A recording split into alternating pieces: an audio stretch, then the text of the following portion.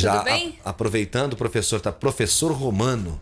Boa noite, tudo bem, professor? Boa noite, tudo bem? Tudo certo, nós estávamos aqui aguardando o professor por uma pauta muito importante, né, Esteves? Que é a reforma da Previdência. Né? Que foi a aprovação da reforma da Previdência, tão esperada, tão difundida, tão prometida, tão demorada. Enfim, ela veio, né, professor Romano? Ela veio com uma economia um pouco menor daquela que havia sido gestada pelo governo, mas veio aí com 800 e poucos bilhões de economia, né, para os cofres públicos em decorrência de uma economia que será feita na Previdência. Aproximadamente há 10 anos.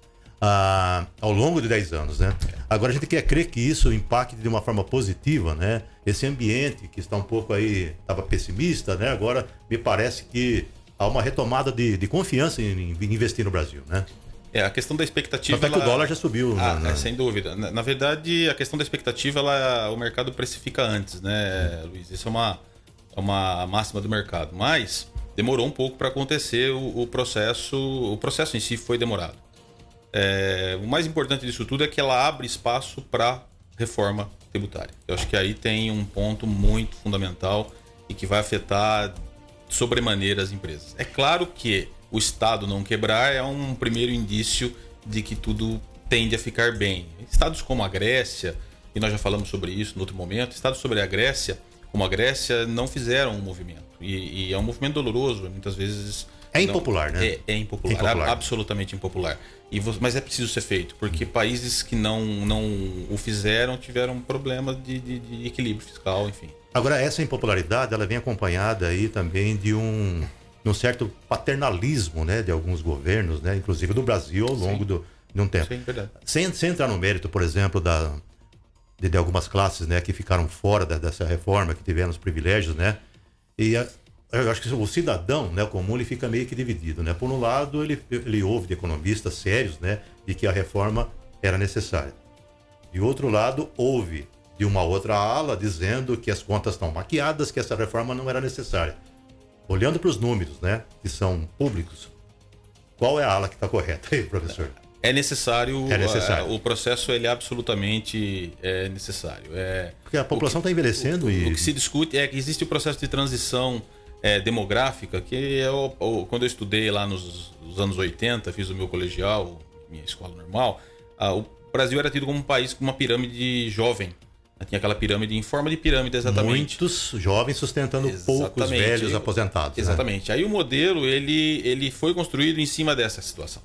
E eu olhava a pirâmide da Itália, por exemplo, já tinha uma configuração de formato inverso de pirâmide, praticamente. Já estava virando de posição. Já estava com população acima de 70 anos, enfim. E esse problema em países como Itália, como França, é muito antigo, né? E eu percebia que esses países tratavam essa questão e a gente talvez não tinha essa demanda naquele momento. Foi protelando. Foi procrastinando, na verdade, porque era um negócio para ser tratado em momentos como as gestões de diversos, a partir dos anos 90 que tivemos a abertura, diversos partidos tiveram momentos positivos, tiveram capital político para fazer esse movimento e não foi feito. Eu acho que ainda está em tempo de se restabelecer um equilíbrio, né? Mas sabe-se que países, como eu disse, países que não fizeram o processo, que não estão migrando ou não migraram para um modelo mais adequado de sustentação da Previdência, eles quebraram. Eu estava ouvindo hoje o secretário da Previdência, ele dizia que esse modelo tal qual ele estava, né, ele não era para um futuro muito longínquo, não. 3 anos, era 2 anos. Para já. Isso mesmo.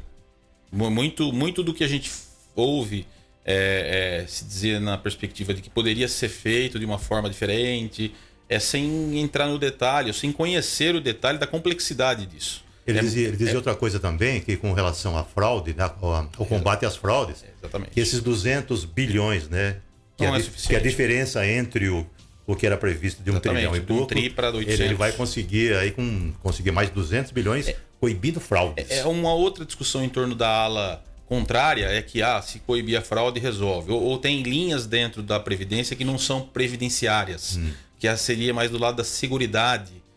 Mas é assim que está construído, né? O modelo está construído assim, a seguridade está lá dentro, enfim, está certo, está errado. A gente precisa entrar numa outra discussão, que é o modelo para pagar quem está desempregado. Essa questão ela é mais complexa. Acho que para fazer do jeito que foi feito, está adequado.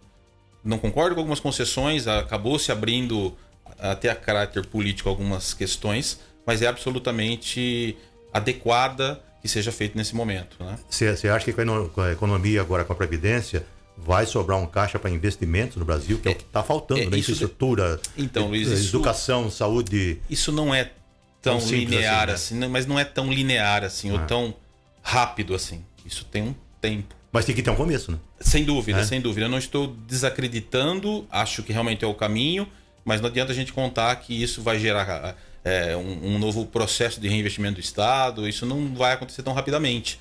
Mas a gente tem, a partir disso, como eu disse, uma reforma tributária. Isso sim vai desonerar ou vai simplificar o modelo tributário brasileiro. Ele é esquisito, ele é difícil de se... Né? Qualquer economista do mundo, hoje eu conversei com um amigo de Portugal, ele me explicou o modelo, quer dizer, e Portugal é um país simples. Não há empresa que consiga acompanhar no ritmo que surgem as portarias. Exatamente. E normalmente opta-se nesses países que têm uma complexidade por um modelo mais simples, é isso. E a gente tendo esse modelo mais simples, provavelmente aí o ambiente melhore ainda um pouco mais. Eu acho que agora é a questão daquilo que já está precificado. A expectativa em torno da Previdência, ela já estava precificada. Se a gente for avaliar daqui para frente, ela já está precificada em que sentido? Do que deveria ser mesmo. A bolsa já está a 107, já se sabia que ia acontecer. Aí ela atrasou e criou algum ruído. Acho que agora tende, não sei se vai alavancar, mas efetivamente a gente vai ter um processo de avanço. Certamente. Mas o ambiente para negócio, para investimento... Ele está mais confiável, Luiz. Está mais confiável. Está mais confiável. Né? É isso. As pessoas já passam a ter mais confiança agora porque vê uma luz porque conseguiu fazer essa reforma, então a gente julga que as outras reformas virão também, porque essa era a mais importante, eu acho. É isso mesmo. E o governo dispõe de capital político, embora tenha um sério problema em manter a coisa meio dentro de um quarto ou de uma sala, a gente entende que ele tem capital político, tem legitimidade, e essas duas reformas sequentes administrativas, primeiro a tributária... E são entregues por gente competente, né? E estão entregues também para quem está conduzindo esse processo. Sem dúvida.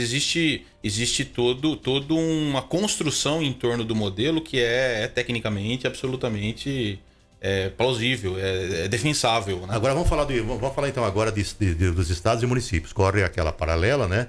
E está tendo uma discussão. Até o Congresso está esperando, se ela não surgir, entra o Congresso com a reforma dele, né? Exatamente. Você acredita que passa essa outra reforma da Previdência de estados e municípios? Eu penso que sim. Você, na verdade, você fazer toda uma reforma no país e não aproveitar o momento que é o momento de dar uma notícia e fazer... Uma notícia não, acho que a gente entender no fundo, eu vou ter que trabalhar mais, todo mundo que está aí nessa transição vai ter que trabalhar mais, isso é para existir. Eu acho que precisa para os estados também. A priori, os estados têm uma situação pior do ponto de vista fiscal do que o governo federal. Mas os estados pagam servidores. É o que eu estou dizendo. Mas a situação ela é pior, né? porque ela tem o impacto, aberrações por exemplo, também. A USP, por exemplo, é 100% da folha, percebe? É comprometida com 105, agora diminuiu isso, mas enfim, é um número assustador. Em qualquer instituição, se você olhar para isso com uma perspectiva de folha comprometendo uma parte tão significativa do recurso, e contingência, não é verdade? Então é preciso sim que se faça, e parte dessa folha está no aposentado, inclusive, é onde precisa. E eu estou citando um exemplo, mas existe. Tem estados que estão quebrados, né? Tem estados. Rio Grande do Sul, Rio de Janeiro nem se fala, né? O Rio Grande do Sul acho que é um dos piores do Rio Grande do Sul. O Rio de Janeiro também está bem ruim. O Rio Grande do Sul é um estado que já vem dando sinais há 5, 10 anos já de problemas fiscais. Então é isso. Essa questão da independência e depois recorrer. Porque você faz paralelamente uma previdência ou uma reforma diferenciada e depois vai recorrer ao Estado. Isso também não é justo. É o que vai acabar acontecendo. Vai acabar recorrendo ao governo federal. Porque é o que vai acabar acontecendo. O governo não vai deixar o Estado quebrar, então acho injusto fazer esse movimento todo para a estrutura federal. E não aproveitar o momento. E não aproveitar o momento. Que é um momento absolutamente para fazer a transição. E tem uma outra reforma também que está sendo discutida lá, não está formalizada ainda, mas está nos corredores, que seria a reforma administrativa. Porque mesmo. Além das aposentadorias, né, que estão consumindo toda a receita, também tem as discrepâncias as estruturas de gastos cargos, astronômicos, as estruturas Estado de cargos, pesado, né? As estruturas de cargos e salários, os planos de carreira, isso é tudo absolutamente necessário de se revisitar. Não tem padrão. ou não existe um padrão muito claro contra mérito. E isso precisa ser mais claro, né? Acho que a resistência vai ser maior. Vai, né? claro, porque você vai tirar o viés do tempo, que é um viés que é adotado hoje, o quinquênio, essas questões ligadas mais a tempo, e associar a mérito. E é difícil isso. Isso foi difícil no mundo todo. Isso é difícil no mundo todo. Por quê? Porque o cara se sente, a pessoa vai se sentir absolutamente lesado, e é um direito, né? Porque ele... Claro, sem dúvida. Só que a gente precisa olhar a perspectiva Agora, do orçamento. quanto isso está gastando e inviabilizando os governos, Luiz, olhar para estaduais, porque... a perspectiva do orçamento. O orçamento não cabe, ele não aceita isso, né? E conforme a gente sabe, não tem almoço grátis, né? O Milton Friedman já dizia, você precisa de algum lugar tirar isso, e muitas vezes tira do investimento. E nem taxista que dá carona, né, professor? Porque não é possível você considerar aposentadorias pelo último salário só para uma classe, em detrimento dos bilhões de brasileiros que existem que trabalham sob um outro regime, né? O federal, ele já resolveu isso, né? Um funcionário da Universidade Federal, por exemplo, ele exerce, enquanto ele está exercendo o título de doutor, ele recebe um padrão lá, metade da remuneração é em cima do título. E não é modelo perfeito ainda, mas veja. E aí quando ele aposenta pelo valor do teto, que é justamente a parte correspondente ao salário dele. Então tem um salário e tem algo que ele está exercendo em função do título dele. Então o algo que ele está exercendo em função do título é quando ele está trabalhando. Depois que ele aposentou, ele não está exercendo mais. Então faz todo sentido. É uma perspectiva interessante. Agora, professor, vai ser... Pijama, né? Não carrega isso no pijama, né? Sim. Agora, o professor aqui acredita que a população, de modo geral, a população brasileira vai demorar ainda para digerir toda essa situação que é nova? Eu creio que sim. Eu creio que num primeiro momento o indivíduo já se sente prejudicado, né? Conversando com um amigo outro dia, ele fala, mas professor, eu ia aposentar daqui 5 anos, agora eu vou aposentar daqui... Mas a perspectiva 20. De vida cresceu também, não, né, mas o que eu disse para ele foi o né? seguinte, você talvez não se aposentasse daqui 5 anos. Exato. E é essa a grande questão. Né, Luiz? Acho que essa questão é muito clara. E daqui 5 anos você não se aposentaria. Porque lá atrás também a pessoa aposentava e já morria em seguida, né? A expectativa desfrutava muito pouco, né, Luiz? A expectativa de vida ela cresce 2 anos a cada 4 anos, ela cresce 2. Então ela era 65 anos no início dos anos 90, tá perto dos 80 hoje. Aqui em São Paulo ela é perto dos 80. Quer dizer, então você faça ideia de que esse povo vai estar todo precisando da aposentadoria. Ou seja, numa balança, né, professor? Se fosse para colocar numa balança do bom e do ruim dessa reforma, ela tá pesando mais pro lado bom. Ela é excelente. Eu acho que assim, é uma questão existencial, inclusive. É uma questão de Tinha que ser continuidade, sem dúvida. Tinha que ser eu acho que mais que isso também é o impacto que ela gera, né? De agora em diante, com perspectiva de novas reformas, que também são necessárias, mas que a gente destrava esse momento, né? Que daqui em diante a gente passa a ter um ambiente mais favorável. E né, também até uma reforma política no Brasil, né? Que a gente sempre fala disso, e aí talvez seja necessário. O próximo mas passo. A reforma política, essa é a opinião minha pessoal, né? Ela não vai ser feita por esses políticos que estão aí. Já que não são feitas para eles, que façam a reforma prevista para entrar daqui a 20 anos de vigência, porque já todo mundo morreu. Já.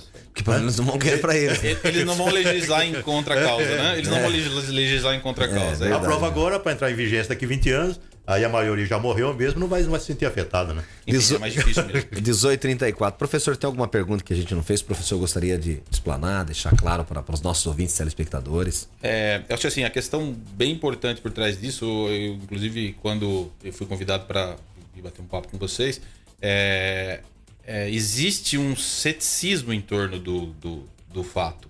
Mas o fato é necessário. Você precisa acreditar que o fato é bem necessário. Não tem mentira por trás do fato. Às vezes a gente escuta alguém conceituado falar alguma coisa, mas tem um viés. A gente precisa entender que normalmente tem um viés... De interesse. Provavelmente. Normalmente. Eu não estou dizendo que sempre, mas existe um viés. Então aqui, na verdade, a minha abordagem está partindo mais do princípio do equilíbrio fiscal, daquilo que é pagar a conta, não é pagar a conta, dentro de um orçamento estabelecido, conseguir entender isso como aspecto positivo, como uma continuidade mesmo. E daqui 20 anos teremos alguma outra reforma, enfim, mas teremos o Brasil estruturado, fruto de outras Alguma reformas. coisa foi feita. Porque né? da forma que estava... Não, é 3 anos. Sustentável, né? 3 anos, provavelmente.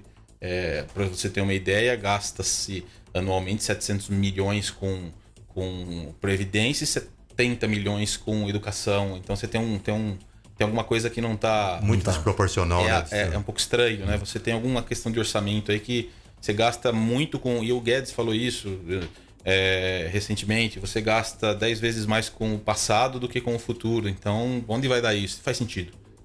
econometricamente faz sentido, e a hora que você projeta, fala, vai chegar o cálculo. Não podemos desprezar também que essa massa de recurso que entra via aposentadoria também é importante para o mercado, para azeitar o mercado também. Dúvida, sem dúvida, é fundamental. Não podemos tirar essa questão também. Tá certo. Obrigado, professor Romano. Espero contar com o professor outras vezes aqui para nos ajudar aqui. Será um imenso prazer.